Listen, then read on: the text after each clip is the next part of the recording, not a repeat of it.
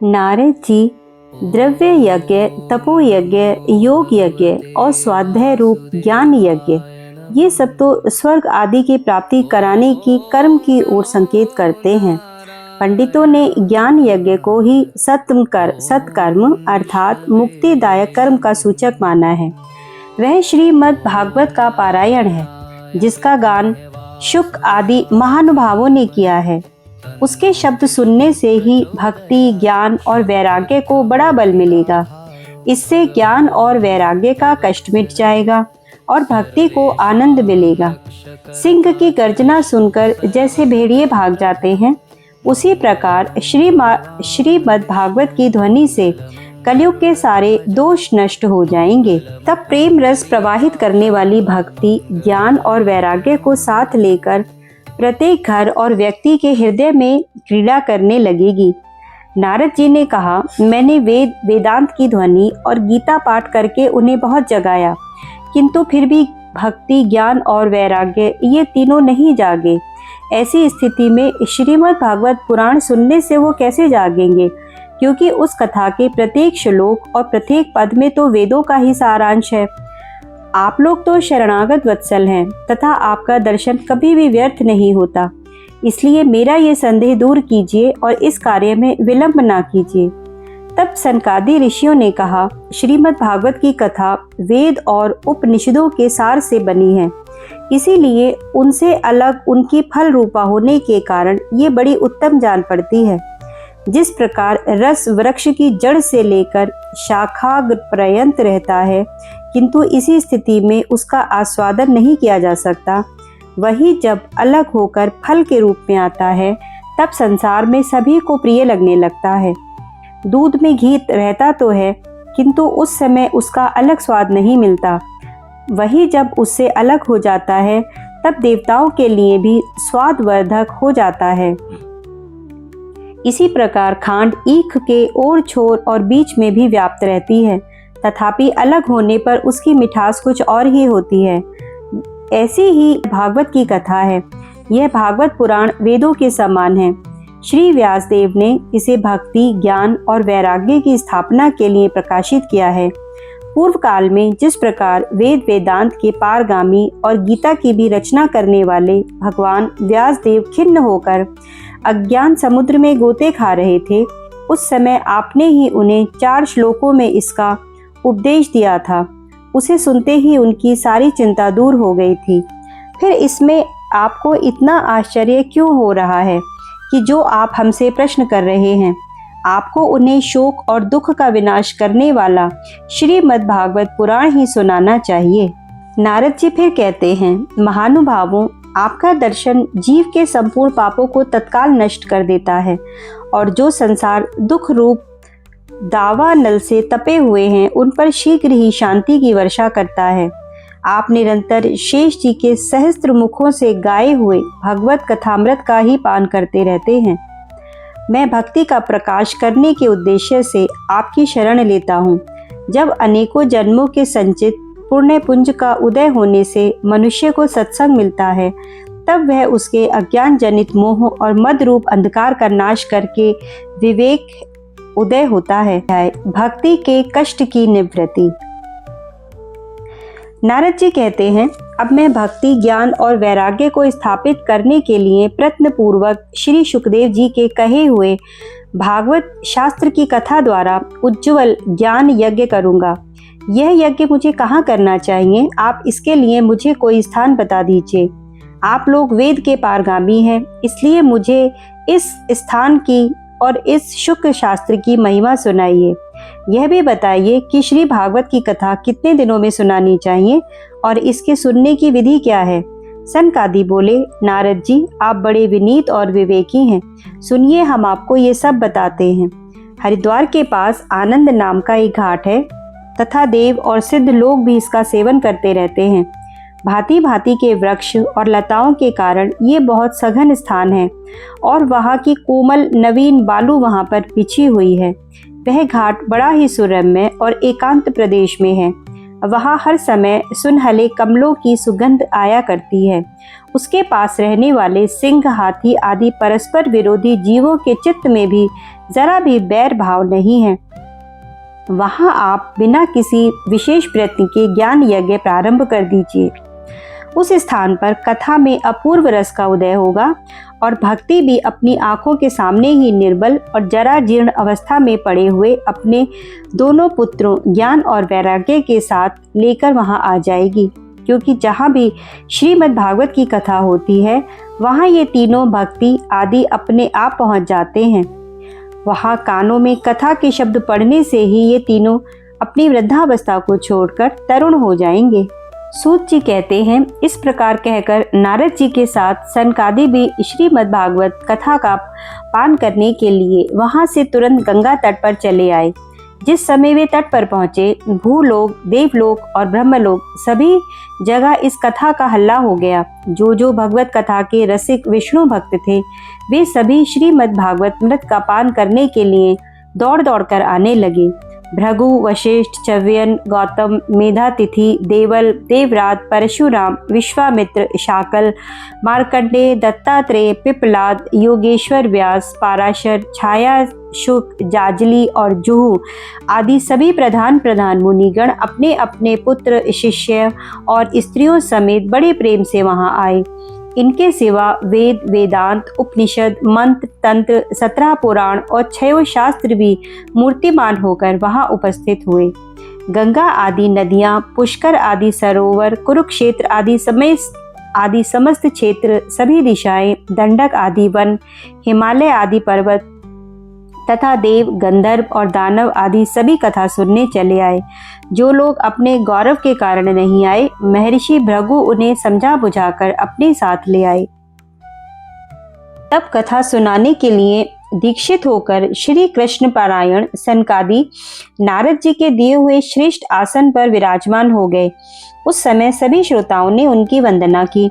श्रोताओं में वैष्णव, विरक्त, सन्यासी, ब्रह्मचारी लोग आगे बैठे और उन सबके आगे नारद जी विराजमान हो गए। एक ओर ऋषिगण, एक ओर देवता, एक ओर वेद और उपनिषद आदि तथा एक ओर तीर्थ बैठे और दूसरी ओर स्त्रियां बैठी। उस समय सब लोग जय जयकार, नमस्कार और शंखों का शब्द होने लगा। अबीर, गुलाल, खील और फूलों की वर्षा होने लगी। कोई देव श्रेष्ठ तो विमानों पर चढ़कर वहां पहुंचे और सब लोगों पर कल्प वृक्ष के पुष्पों की वर्षा करने लगे। सूत जी कहते हैं, इस प्रकार पूजा समाप्त होने पर जब सब लोग एकाग्रचित हो गए तब सर्वदा सेवन आस्वादन करना चाहिए। इसके श्रवण मात्र से श्री हरि हृदय में आ विराजते हैं। इस ग्रंथ में 18,000 श्लोक और 12 स्कंद हैं तथा श्री शुकदेव और राजा परीक्षित का संवाद है। आप ये भागवत शास्त्र ध्यान देकर सुनिए। यह जीव तभी तक अज्ञानवश इस संसार चक्र में भटकता है जब तक क्षण भर के लिए भी कानों में इस शुक शास्त्र की कथा नहीं पड़ती है। बहुत से शास्त्र पुराण सुनने का क्या लाभ है? इससे तो व्यर्थ का भ्रम बढ़ता है। मुक्ति देने के लिए तो एकमात्र भागवत शास्त्र ही गरज रहा है। जिस घर में नित्य प्रति श्रीमद् भागवत की कथा होती है वह तीर्थ रूप हो जाता है और जो लोग उसमें रहते हैं उनके सारे पाप नष्ट हो जाते हैं। हजारों अश्वमेघ और सैकड़ों वाजपेयी यज्ञ इस शुक शास्त्र की कथा का 16वां अंश भी नहीं हो सकते। तपोधनों, जब तक लोग अच्छी तरह श्रीमद् भागवत का श्रवण नहीं करते तभी तक उनके शरीर में पाप निवास करते हैं। फल की दृष्टि से इस शुक शास्त्र की समता गंगा, गया, काशी, पुष्कर या प्रयाग कोई भी तीर्थ नहीं कर सकता। यदि आपको परम गति की इच्छा है तो अपने मुख से श्रीमद् भागवत के आधे अथवा चौथाई श्लोक का भी नित्य नियम पूर्वक पाठ कीजिए। ओमकार, गायत्री, पुरुष सूक्त, तीनों वेद, श्रीमद् भागवत, ओम नमो भगवते वासुदेवाय, यह द्वादक्षर मंत्र 12 मूर्तियों वाले सूर्य भगवान, प्रयाग, संवत्सर रूप काल, ब्राह्मण, अग्निहोत्र, गौ, द्वादशी तिथि, तुलसी, वसंत ऋतु और भगवान पुरुषोत्तम, इन सब में बुद्धिमान लोग वस्तुतः कोई अंतर नहीं मानते। जो पुरुष अहर्निशा अर्थ सहित श्रीमद् भागवत शास्त्र का पाठ करता है उसके करोड़ों जन्मों का पाप नष्ट हो जाता है, इसमें तनिक भी संदेह नहीं। जो पुरुष नित्य प्रति भागवत का आधा या चौथाई श्लोक भी पढ़ता है, उसे राजसूय और अश्वमेध यज्ञों का फल मिलता है। नित्य भागवत का पाठ करना, भगवान का चिंतन करना, तुलसी को सींचना और गौ की सेवा करना, ये चारों समान हैं। जो पुरुष अंत समय में श्री भागवत का वाक्य सुन लेता है, उस पर प्रसन्न होकर भगवान उसे बैकुंठ धाम देते हैं। जो पुरुष इसे सोने के सिंहासन पर रखकर विष्णु भक्त को दान करता है, वह अवश्य ही भगवान का सायुज्य प्राप्त करता है। जिस दुष्ट ने अपनी सारी आयु में चित्त को एकाग्र करके श्रीमद् भागवत मृत का थोड़ा सा भी रसास्वादन नहीं किया, उसने तो अपना सारा जन्म चांडाल और गधे के समान ही व्यर्थ गंवा दिया। वह तो अपनी माता को प्रसव पीड़ा पहुंचाने के लिए ही उत्पन्न हुआ। जिसने इस शुक शास्त्र के थोड़े से भी वचन नहीं सुने, वह पापात्मा तो जीता हुआ ही मुर्दे के समान है। पृथ्वी के भार स्वरूप उस पशु तुल्य मनुष्य को धिक्कार है। यूं स्वर्ग लोक में देवताओं में प्रधान इंद्रादि कहा करते हैं। संसार में श्रीमद् भागवत की कथा का मिलना अवश्य ही कठिन है। जब करोड़ों जन्मों का पुण्य होता है, तभी इसकी प्राप्ति होती है। नारद जी, आप बड़े ही बुद्धिमान और योग निधि हैं। आप प्रयत्न पूर्वक कथा का श्रवण कीजिए। इसे सुनने के लिए दिनों का कोई नियम नहीं है। इसे तो सर्वदा ही सुनना अच्छा है। इसे सत्य भाषण और ब्रह्मचर्य पालन पूर्वक सर्वदा ही सुनना श्रेष्ठ माना गया है। किंतु कलयुग में ऐसा होना कठिन है। इसीलिए इसकी सुखदेव जी ने जो विधि बताई है, वह जान लेनी चाहिए। कलयुग में बहुत दिनों तक चित्त की वृत्तियों को वश में रखना, नियमों में बंधे रहना, किसी भी पुण्य काल के लिए दीक्षित रहना कठिन है। इसीलिए सप्ताह श्रवण की विधि है। श्रद्धा पूर्वक कभी भी श्रवण करने से अथवा माघ मास में श्रवण करने से जो फल मिलता है, वही फल श्री सुखदेव जी ने सप्ताह श्रवण में निर्धारित किया है। मन के असंयम, रोगों की बहुलता और आयु की अल्पता के कारण तथा कलयुग में अनेक दोषों की संभावना से ही सप्ताह श्रवण का विधान किया गया है।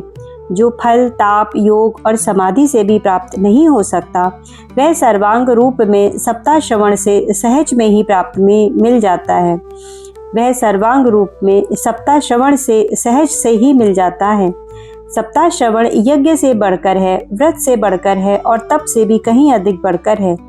तीर्थ सेवन से तो सदा ही बड़ा है, योग से बढ़कर है, यहाँ तक कि ध्यान और ज्ञान से भी बढ़कर है। अजी इसकी विशेषता का कहाँ तक वर्णन करें, यह तो सभी से बढ़ चढ़कर है। तब शौनक जी ने पूछा, सूत जी, यह तो आपने बड़े ही आश्चर्य की बात की है।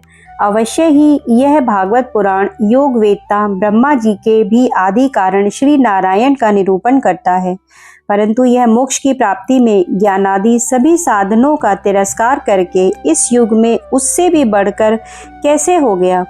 तब सूत जी ने कहा, शौनक जी, जब भगवान श्री कृष्ण इस धराधाम को छोड़कर अपने नित्य धाम को जाने लगे, तब उनके मुखारविंद से एकादश स्कंद का ज्ञानोपदेश सुनकर भी उद्धव जी ने पूछा। उद्धव जी बोले, गोविंद, अब आप तो अपने भक्तों का कार्य करके परम धाम को पधारना चाहते हैं, किंतु मेरे मन में एक बड़ी चिंता है। उसे सुनकर आप मुझे शांत कीजिए। जब घोर कलिकाल आया ही समझिए, इसीलिए संसार में फिर अनेकों दुष्ट प्रकट हो जाएंगे। उनके संसर्ग से जब अनेकों सत्पुरुष भी उग्र प्रकृति के हो जाएंगे, तब उनके भार से दबकर यह गोरूपणी पृथ्वी किसके शरण में जाएगी। कमल नयन, मुझे तो आपको छोड़कर इसकी रक्षा करने वाला कोई दूसरा दिखाई नहीं देता। इसीलिए भक्तवत्सल, आप साधुओं पर कृपा करके यहाँ से मत जाइए। भगवान, आपने निराकार और चिन्ह मात्र होकर भी भक्तों के लिए ही यह सगुण रूप धारण किया है। फिर भला आपका वियोग होने पर ये भक्तजन पृथ्वी पर कैसे रह सकेंगे। निर्गुणोपासना में तो बड़ा कष्ट है, इसीलिए कुछ और विचार कीजिए। प्रभास क्षेत्र में उद्धव जी के ये वचन सुनकर भगवान सोचने लगे कि भक्तों के अवलंब के लिए मुझे क्या व्यवस्था करनी चाहिए। शौनक जी, तब भगवान ने अपनी सारी शक्ति भागवत में रख दी। वे अंतर ध्यान होकर इस भागवत समुद्र में प्रवेश कर गए। इसीलिए यह भगवान की साक्षात शब्दमयी मूर्ति है। इसके सेवन, श्रवण, पाठ और दर्शन से ही मनुष्य के सारे पाप नष्ट हो जाते हैं और अन्य सभी साधनों को छोड़कर यही प्रधान कर्म बताया गया है। इसी का सप्ताह श्रवण सबसे बढ़कर माना गया है और कलयुग में तो अन्य सभी साधनों को छोड़कर यही प्रधान धर्म बताया गया है। कली काल में यही एक ऐसा धर्म है जो दुख, दरिद्रता, दुर्भाग्य और पापों की सफाई कर देता है तथा काम, क्रोध आदि शत्रुओं पर विजय प्राप्त कराता है। अन्यथा भगवान की इस माया से पीछा छुड़ाना देवताओं के लिए भी कठिन है। मनुष्य तो इसे छोड़ ही कैसे सकते हैं। अतः इससे छूटने के लिए भी सप्ताह श्रवण का विधान किया गया है।